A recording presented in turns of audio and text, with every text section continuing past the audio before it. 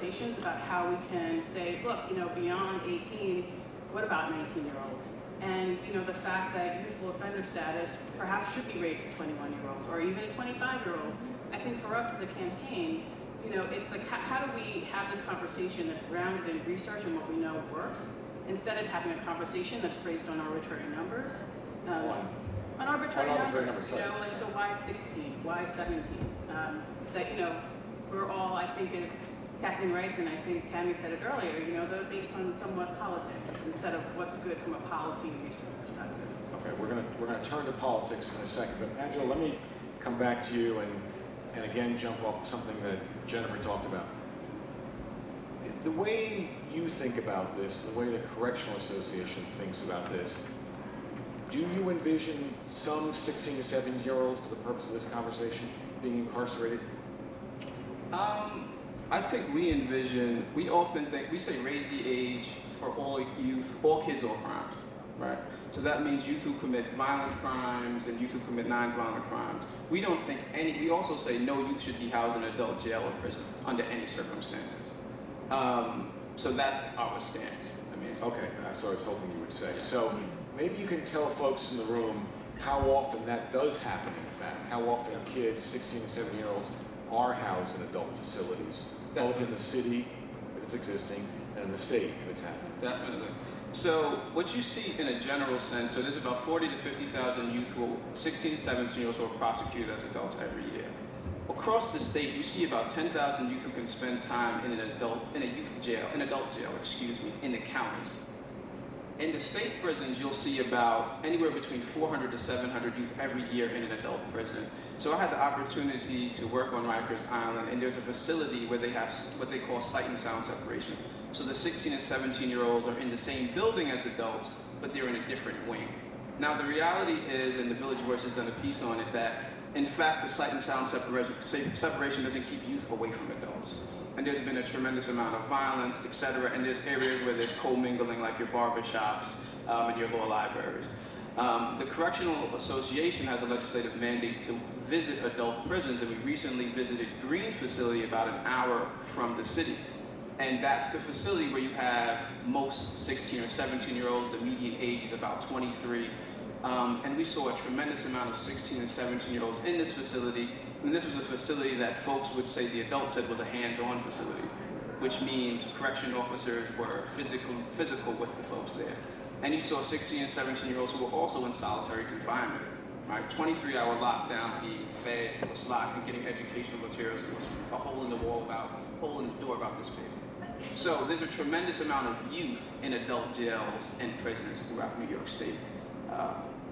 Clear.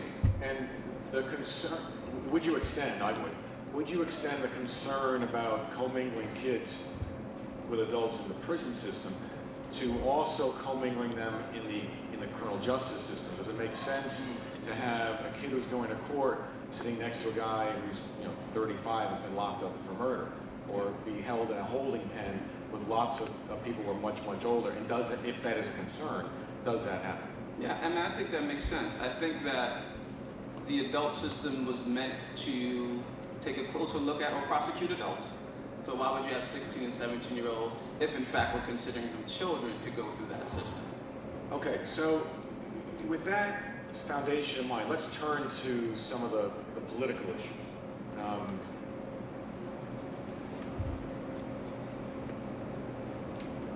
Well, let me just sort out. Jennifer, you and Melanie in particular, and Angela, I frankly don't know how much, have been involved in legislative skirmishes before. This is not new. I wonder, you probably agree with the notion that there are probably certain methodologies that are standard to all legislative fights: coalition building, pressure points, media, etc. I wonder what you see as the biggest obstacles to this particular effort.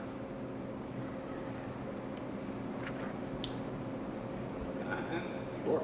I think, just quickly, I think one of the big obstacles, and I think it's emerging particularly now when you have a lot of folks, like, I mean, this room is filled with folks who think this is an important issue, right?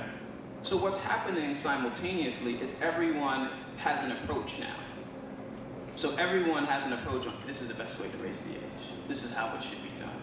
And you're seeing that, and you're going to see more of that. as this issue becomes more of a hot button topic.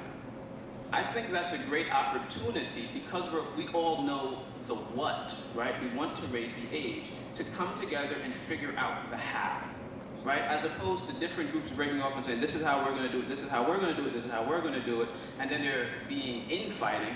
Let's say, we know the what, let's just come together and figure out the how. Let's pull together concerned folks and stakeholders around the state and make this happen. And I think it was addressed in the earlier panel, this isn't something, 48 states have done it, but this is the opportunity to learn from what has been done and do it in an innovative way and actually become progressive on the issue, right? So let me just a housekeeper. Is that 5 minutes to wrap them up or including the Q&A? No. To them, and then you want me to do a Q&A. Sorry, there's a stage manager here. I got my marching orders here. So Okay, I sorry. would jump in, and I'm sure Melanie's going to add this. I actually feel like there's incredible momentum, and in the last year, we've kind of really coalesced and brought a very, very diverse group together under one tent and done a lot of strategic media engagement to elevate the issue across the state, which I think is really important. It's important for elected officials upstate and down, as well as constituents across the state, to recognize that we have people in law enforcement, we have child advocates, we have people in direct service, we have people in state and city government that are interested in raising the age. I think the danger really right now is we don't need to get anxious and seek a compromise immediately. I think we need to keep the flame on high and really engage the general public and our elected officials in the most aspirational call for raise the age humanly possible, because we know at the end of the day a political compromise would be struck, but it's my job personally as a child advocate to remain as visionary and aspirational as humanly possible and have as many people behind that vision for as long as we can continue this race so that we actually get more, not less, out of the eventual piece of legislation. Melanie? I couldn't agree more with Jen, and I think just a quick story to tell, which is I think it was day 3 on the job as the new director of New York, and we went up to Albany for Lobby Day and talked about this issue, and we were meeting with staff to a particular legislator on this issue who said, you know, really what you're talking about are a group of young men who kill each other, and so why would we want to do anything about this issue? And you know, I walked out of that meeting and I happened to have a lot of data that showed otherwise in terms of who we're actually talking about. But it was clear that what was missing from the discussion was a broad campaign that really raised public awareness about who we're actually talking about. And so when Angelo says, you know, it's not just about the data, but it's about the stories, I think about, you know, parts of the campaign. I know Families Together is here today in Albany, who, when we launched the campaign in Albany, really brought to the forefront who we're actually talking about. A 16-year-old who stole Chinese food, who wound up in prison and being raped, sexually assaulted in prison. Like, this is who we're actually talking about. And these are the consequences for these actions that we currently have in place in terms of policies here in New York State. And I think that the work that we've been doing is part of raising awareness and sort of really painting the picture of who is affected by this. And I think the panel said again earlier today, right? If we were talking about, you know, majority of white children, I don't think we'd be sitting here today. But it is an issue that largely affects Black and brown communities and people. And, you know, we need to create a groundswell of that support. And so in addition to simply just being the advocacy groups that traditionally work on these issues, we've gotten civil rights groups together. So Hazel Deuce was here earlier and speaking out. Unions have come on board. Faith leaders all speaking out from various places in their community and from people they know that are affected. And I think that's really made a difference that's gotten so much, you know, quite frankly, people in state government talking about this issue in a way that I don't think it has happened before. That's a fantastic transition point. Another snap poll. How many people are here who are not from downstate? And are you advocates? What are you? What are you, academics? Students? What? I work at our children, which works with Yeah. And where are you from? from Watertown. You had to think about it. I'm from CCA's Syracuse office, Oh, great. Center for Community Alternatives, so we're an advocacy organization. Sir? Yeah, you. Florida. Florida. Way, way down Florida. Florida is 6 borough of New York. So welcome home. Parents, your grandparents. Yeah. I'm from Albany, families together. Okay, so I'm just going to say one thing, and then I want to get to you all. Yeah, I'm going to do the Q&A. Yeah. So, see how you get prompted here? Bear in mind, this is not a downstate fight only. This is a statewide fight. And if we're going to get recalcitrant legislators, good chance they're going to be from upstate. So we need to make sure that we all have that cogent set of facts that is really persuasive. There's a lot of misinformation on this issue, an enormous amount of misinformation. We're going to put together a Q&A for people that will walk you through those numbers, and we'll put that on our website or send them to you directly if you want. But you got to be armed with the facts. The facts will win. He who has the facts wins. So with that, let me turn to you and ask you whatever questions you want to ask of the panelists. Yes? But, yeah, would you, and identify yourself? Would you please identify yourself? Sure. Hi. Hi, my name is Heather Kalishman. I'm from the Children's Law Center in the Bronx. I have a question regarding the differences in how the approach should be to nonviolent versus violent crime, because it seems like a lot of the discussion is focused more on the 16 or 17-year-old who's stealing the Chinese food and really perhaps prosecuted unharshly for that. But then there also seems to be some focus on this being an idea of raising the age for all crimes. But I'm not sure that I'm persuaded regarding the 16 or 17-year-old who commits the violent, premeditated murder, rape, assault. What is the persuasive reason there to raise those ages? Angela, you want to take a crack at that? Hard question. I would say that, I mean, in a very general sense, the research shows that when you incarcerate a youth who's committed a violent crime, the reality is at some point they're going to come back to the community. When you put them in an adult jail or facility, they're going to be in a hyper-violent setting. And they're going to come out and chances are engage in more violence. So that is definitely not the way to address violence or make the public safer, right? Now, one of the things that you see with alternatives that traditionally work is positive youth development and trauma-informed care. When you look at youth who commit violent crimes, they didn't just wake up one day and say, I'm grabbing a gun or a knife and I'm going to go out there and do something. Oftentimes, it's as a result of years and years of trauma that's exacerbated by poverty, right? And if you take a look at where most of these youth come from, it's 5 or 6 neighborhoods generally, right? Where you see poverty on the rise and there's trauma upon trauma upon trauma. What the opportunity to raise the age is, you're going to have a look at the youth who commit violent crimes. Now the opportunity is to engage them and put them in appropriate programming, right? That highlights trauma-informed care. What's at play here? What's caused this youth to engage in violence to begin with? And then kind of after the trauma-informed care and you've engaged that issue, positive youth development. So what is this child good at? How can we engage them in a way that doesn't have them go back down this path? That, over the long term, will transform not only that youth, but the communities who are suffering most from this kind of violence. The approach we have now by locking up youth who commit violent crimes is a cycle of violence and trauma. The system traumatizes them more. They go into the system and they're engaged in more violence. They go back into the community and the community's traumatized. And the community has more violence inflicted upon it. This is an opportunity to shift that in a clear way. Jennifer, did you want to? Yeah, I think what Angela was saying is that you can create a system that holds young people accountable in a developmentally appropriate way. And that's our challenge and our task. No, I would just add that for all of the research and looking into what works, I mean, there's no distinction between a 16-year-old who's committed a violent versus a non-violent crime in terms of their brain development. So why should we make that distinction based on the criminal justice system? That doesn't make sense.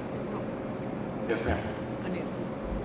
Ellen Yarashevsky from the Youth Justice Clinic at Cardozo Law School. My question is about the 75% of cases that are misdemeanors. And I think that there's a disconnect between prosecutors and police in this conversation. Because here's what we're doing. Quality of life crimes are being prosecuted. Kids who have a joint on the street are being brought through the system. Kids who have an open beer can are being brought through the system. And the presumption here seems to be they ought to be in some system. And I think, I want to ask the question, why aren't we challenging the notion that many of these cases shouldn't be in any system at all? I think we agree.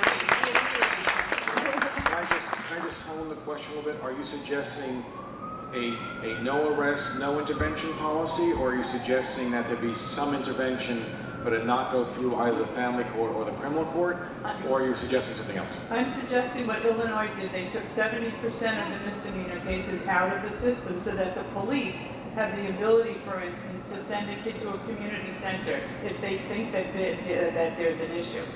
Right now, for instance, in Manhattan, a lot of kids are getting summonses, but then there are kids being brought through the system. We have a criminal justice clinic defending kids for open beer cans, going to trial on those kinds of cases. It's a complete waste of the kid's life, and it's a complete waste of resources. Okay, but let me just tie in something that Angela said before to what you're saying, and see where either you all come out or if you want to speak about it.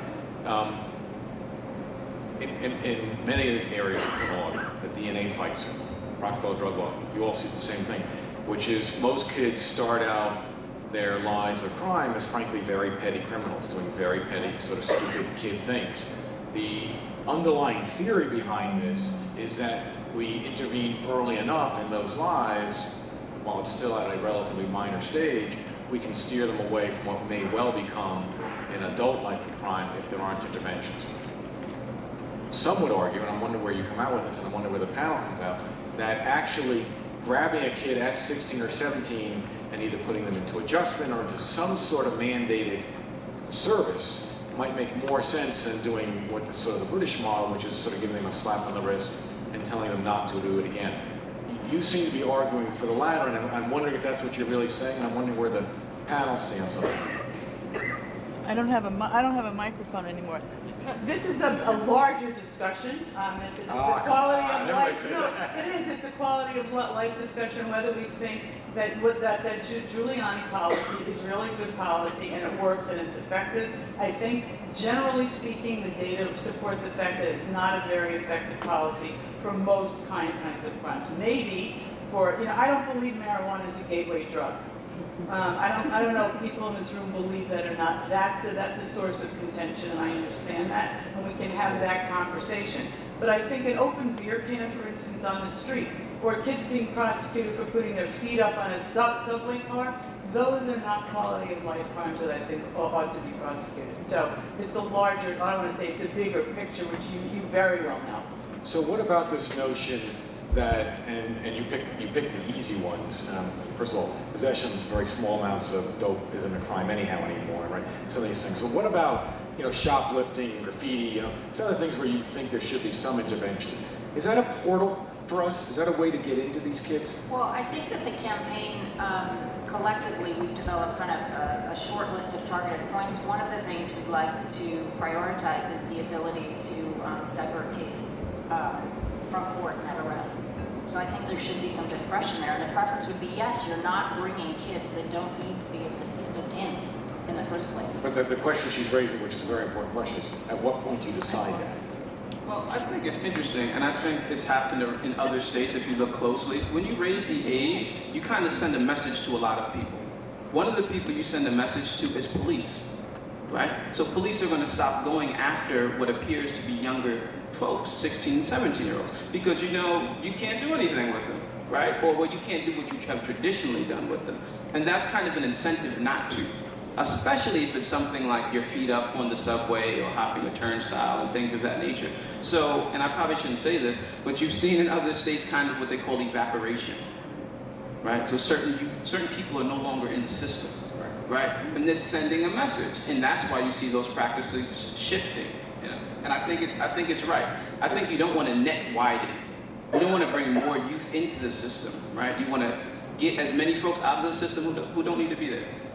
I I just The want other to thing that- just add to be clear about what we define as the system, because I do think that there are a lot of good programs that come out of DA's offices, for instance, with forfeiture money that are, unique. They're not about, providing intensive services, but perhaps some sort of community engagement that we would want to see continue and expand, right? So you brought up the example of the graffiti. There are projects around, community service projects that can be done. That I think, we would want to see those continue and expanded. I don't think there is intensive support services and what Andrew was getting to, which is the net widening effect, because you don't want young people who don't belong in the system to then become part of it because they're engaged in some sort of intensive service. Just one thing, all the Scandinavian models show us that family, particularly parental involvement, is really critical to rehabilitative efforts with kids. And one of the things raising the age does is it treats the 16 and 17 under some of the current proposals the same way the 15-year-olds and younger are treated by the cops, which means the cops are required to call the family. I think it's a very important early intervention. Yes, ma'am. Hi, my name is Alice Lake from Westchester Children's Association. When you asked it downstate, there are a few of us in Westchester. We said, where are we? I guess we are downstate, Hudson Valley. And we are part of the statewide coalition. I want to get back to your point that this is a statewide issue. And certainly for those counties, even Westchester, just north of the city, things can look a little different, play out a little differently. I think as we go about educating the general public, the facts that we need to be different for our population, and we are certainly working on that, because I think what happens in those communities that have more money, that have more resources, the diversion happens just because of who the family is, what community they are perhaps picked up in Westchester County with an open bottle of beer. The police will call the family because they know the family versus a larger urban area like Yonkers or something like that. So we are sort of dealing with that, and I feel sometimes that because New York City is, the tail that wagged the dog, or whatever it is, that can get lost. And I know our partners up here certainly have worked on other campaigns, other issues where you really need to get different people to understand. When I've gone out and have spoken to the junior leagues, and they have 16 and 17-year-olds, and they know what they can get into, and when you say that to people, their eyes really do open to say that, that could be my child. And so I think it's important, as we develop the campaign, that we develop it with the facts and the information and the talking points, the stories that are going to get not, the choir here to sort of take issue to that, and that we need to learn from some other campaigns. You come from a very, very good county. Your folks are at Rocco and that crew are very, very strong in that stuff. Hi, Diane Serapino with the Tal Foundation. Yesterday, many of us in the room were at a conference about restorative justice, and there were experts from New Zealand, Norway, Northern Ireland, other places that have used group conferencing and mediation and things like that, the restorative justice principles, where you get a victim and offender together with their support systems to discuss the harm that was done. And I think what Ellen brought up with the 70% of the misdemeanor cases, I bet many of them could be diverted completely from the system. I think in New Zealand they said that no youth can be committed to the system. They have to find another way to divert them. And as the foundation, we've supported the Westchester Mediation Center to do restorative justice for the last 10 years, and it's been very effective in reducing recidivism and getting the offender to understand the harm. So could there be a strategy to divert a good number of these offenders from the system? And we talk about family court being inundated with cases, etc. I think in Connecticut we saw that a lot of those low-level offenders were diverted, and even though we raised the age, there are fewer kids in the system because they took away those minor offenders and those younger kids from the system. Just a point of clarification on this question, in case there's confusion about it. Under some of the current constructs that have been proposed, 16 and 17-year-olds that come into the system, and we have to parse that, who are actually arrested would now be eligible for adjustment, which means before they even got to the criminal court process, they would be steered away from the court system. The word system is a little bit ambiguous. So that modeling is built into some of the current statutory proposals. Do you want to further expand on that? Okay. Yes, sir.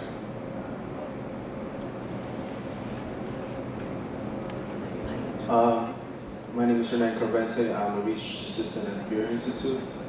Just to give a little substance to Angelo's point and the first question that was asked in terms of violent offenders, that conversation throughout the whole panel has been, throughout the whole discussion has been sort of just vaguely answered. How do we address juvenile offenders with violent crimes? What kind of services should they be offered? And why I said substance was because I myself was in that predicament. Just to give, I guess, to persuade people in terms of like nonviolent offenses and the impact that a good education, a good support system, and a lot of the services that a lot of people have spoken about in this room. I was charged with attempted murder at a young age, at 15, 2 days shy of being 16. So because of those 2 days, I could have easily, trickled into the adult system, and I probably would have spent a much longer period of time in that system. But one of the things that I, hear often right now is that the nonviolent offenders are going to get a lot of this support, a lot of services by this act, the the Family Court Act, and the violent offenders are really just kind of going to get the short end of the stick at the very end. We're going to try to deal with them as best as we can, but we haven't figured out how to do that. Like I said, I was released a year and a half ago from that system, OCFS, one of its secure facilities called Broken Secure. I spent a lot of time with people that were in there for assault, robbery, first degree, attempted murder, and murder. And there was a college program in that facility where all of them got together and all of them pursued their education and all of them had made a change in their lives. So it's possible to switch, a mindset just through education and through the right support system. Somebody in